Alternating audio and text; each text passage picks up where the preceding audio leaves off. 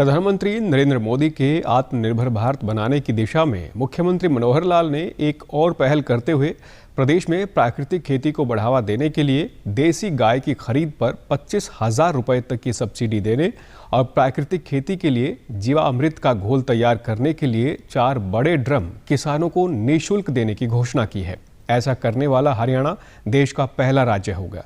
मुख्यमंत्री मनोहर लाल ने कल करनाल के डॉक्टर मंगल सेन ऑडिटोरियम हॉल में प्राकृतिक खेती पर आयोजित राज्य स्तरीय समीक्षा बैठक के बाद कहा कि प्रदेश की 50,000 एकड़ भूमि में प्राकृतिक खेती को बढ़ावा देने का लक्ष्य रखा गया है और ये खंड में एक प्रदर्शनी खेत में प्राकृतिक खेती करवाई जाएगी।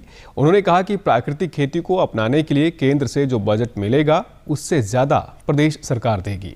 2 एकड़ से 5 एकड़ तक एक देसी गाय अगर उसके पास है तो, और नहीं है तो बाजार से खरीदे, उसका 50% पैसा up to the range of 25,000 गाय जो खरीदेगा, अगर 40,000 की खरीदेगा तो 20,000 देंगे, 50 या इससे ऊपर की गाय होगी तो 25,000 रुपया ये सरकार अनुदान देगी।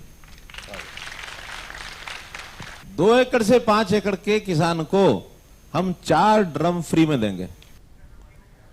कार्यक्रम के दौरान सीधे संवाद में मुख्यमंत्री मनोहर लाल ने कहा कि प्रगतिशील किसानों को भी इस योजना के साथ जोड़ा जाएगा और उनको प्रकृतिशील किसान का नाम दिया जाएगा।